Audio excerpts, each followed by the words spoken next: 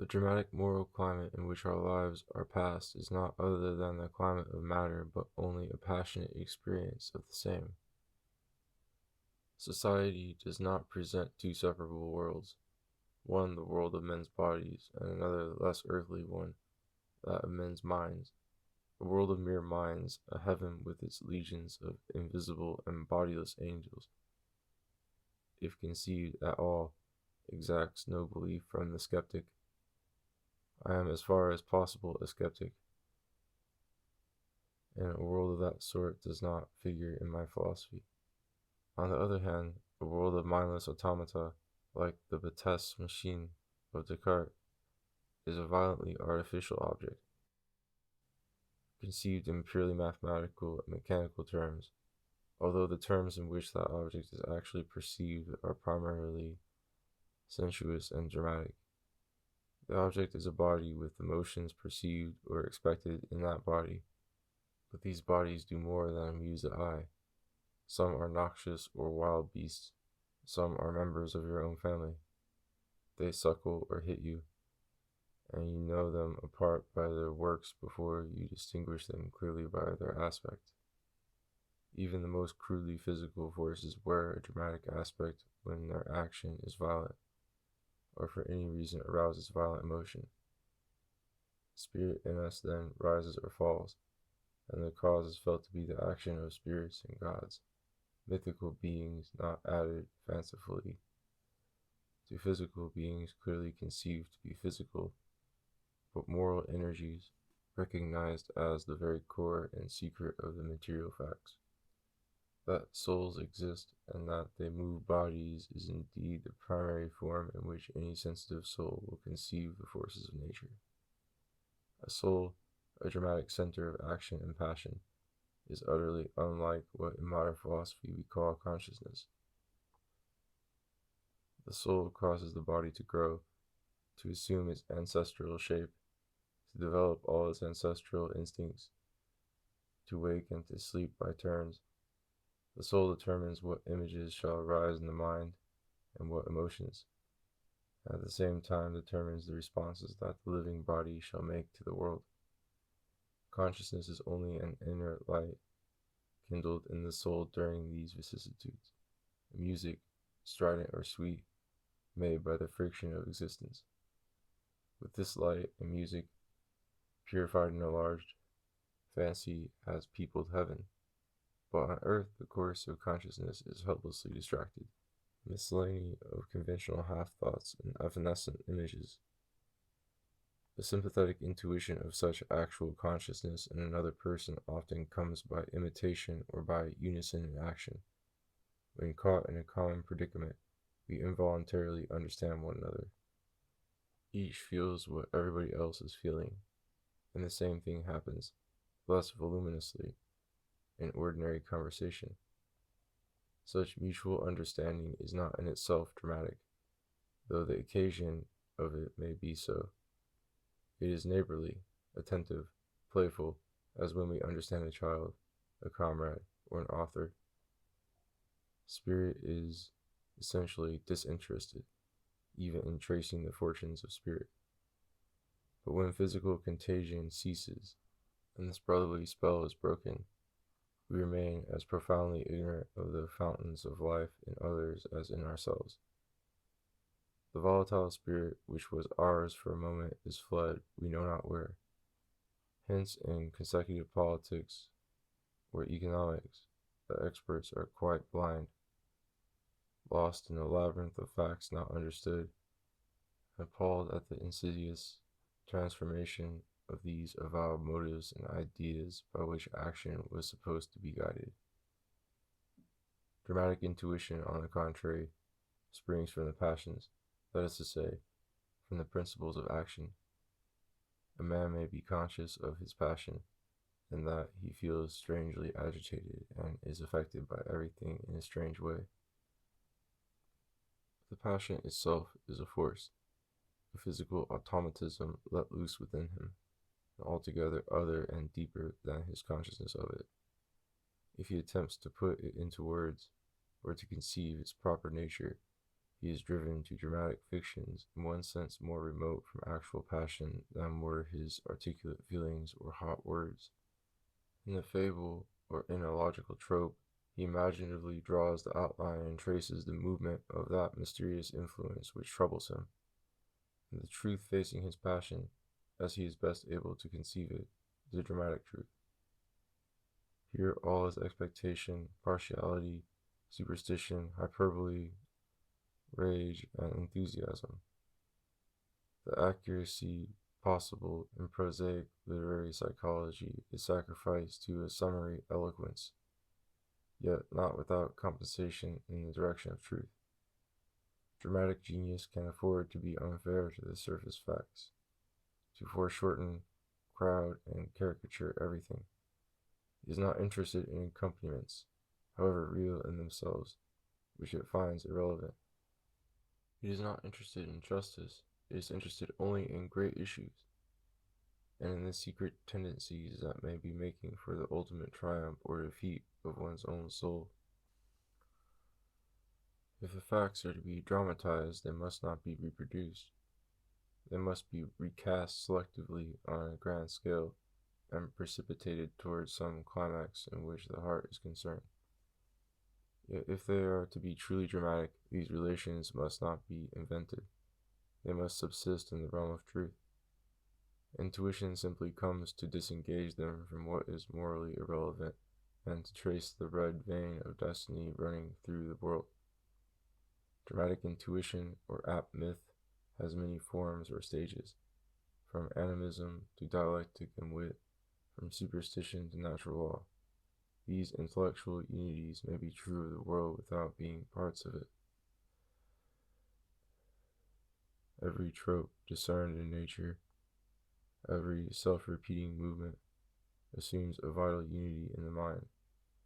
Whatever happens when it elicits a living idea seems to have happened with a purpose. This illusion is normal and even a sign of intellectual force, because the first phase of any trope, when that trope has once been noticed and has taken root in the psyche, comes essentially as merely the beginning of what ought to follow, and a sure omen of the total movement to come. So the first part of a sentence, especially in an inflected language, can hardly appear without prophetic reference to the remainder. In nature, however, any trope may be cut short. It is not a power, as intellectual superstition may fancy, but only a customary rhythm established contingently and subject to interference from every quarter, until it finally becomes unrecognizable or vanishes altogether. Yet so long as it subsists, it describes as well as is humanly possible a whole obscure region of nature from the point of view of some soul. Dramatic fiction may thus reveal to us the gist of existence, as flat experience and prosaic observation could never do. That which lifts dramatic perception above mere poetry or fiction is its moral origin and its practical sanction. Taken for cool descriptions of the facts, what would the myths of Freud be, or the dialectics of Hegel and Marx, except grotesque fancies? But there is method in this madness. Freud is an alienist, a healer of souls. Hegel fundamentally a theologian. Marx a revolutionary. Each studies a practical, momentous problem. How to restore health and sanity, or justify a progressive worldly religion, provoke and guide a social upheaval. They review the history of the moral problem in its own fantastic terms. They seek to understand and to govern passion by passion. In such treatment, for it is a treatment, the total cosmic truth must be denied or left in the shadow. Instead, we have a sort of war map in which nothing is set down but what touches the campaign of the season. Yet even so, the perspectives opened up may be infinite, since everything in the world touches everything else at a certain remove and at a certain angle, and we may be dramatically enlightened in the service of our passions, whilst perhaps by these passions themselves we are being intellectually deceived. The enormous infusion of error that sense, passion, and language bring with them into human knowledge is therefore less misleading than might be supposed. Knowledge is not truth, but a view or expression of the truth, a glimpse of it secured by some animal with special organs under special circumstances. A lover of paradox might say that to be partly wrong is a condition of being partly right, or more soberly, that to be partial is, for knowledge, a condition of existing at all. To be partial and also to be relative, so that all the sensuous color and local perspective proper to human views and all the moral bias pervading them, far from rendering knowledge impossible, supply instruments for exploration, diverse sensitive centers and diverse inks, whereby in diverse ways the facts may be recorded. A radical instance of dramatic truth appears in sentimental time. Time is not, in truth, sentimental. The past is not fading. The future is not empty or unreal. And when a man is moral and rational, he recognizes the intrinsic reality and importance of both those regions, vitally so obscure and intangible. Yet if he could be absolutely rational and moral, if his mind could possess impartially all the past and all the future, he would be dead, he would be deified. He would have become motionless and eternal like the truth itself. The forward direction of his thought and the backward vista of his memory would be neutralized. He would be omnipresent, and this intimate identity of his mind with all possible knowledge would make experience in any tentative progressive sense impossible for him. And unless he somehow removed himself from the whole reality of himself and held it at arm's length, even the eternal and complete truth of it would elude him, because he would be that totality and could not survey it. So the irrational finitude and bias of animal life, far from denying us the truth, summons us to pursue the truth, and gives us, in some measure, the means of attaining it. I know how irritating constantly superstitious, rhetorical, moralistic views can be to the truth lover. Yet we must give the devil his due and consider the consequences of refusing to think humanly when we are human. Thought itself would have to be abandoned in favor of mechanical notation of details. Such notation in chronicles, statistics, and pointer readings would not enter the realm of truth at all. If a certain selection and synthesis did not preside over the record, it would otherwise not be descriptive, as truth is, but merely a concomitant echo or a mechanical index to certain features in the world. A part of the world, then, and not a part of the truth about the world. To this, indeed, a certain positivistic and ultra-empirical philosophy professes to reduce science, replacing science in act, which is a category of spirit, with the instrumentalities or procedure of science, which lie in the realm of matter. Here, out of respect for the truth, we have an attempt on the part of mind to suppress mind. But although the truth is ontologically no more mental than physical, it is a form and essence that intelligence may find in an object or in a system of objects, and by no means a part or member of that existential reality.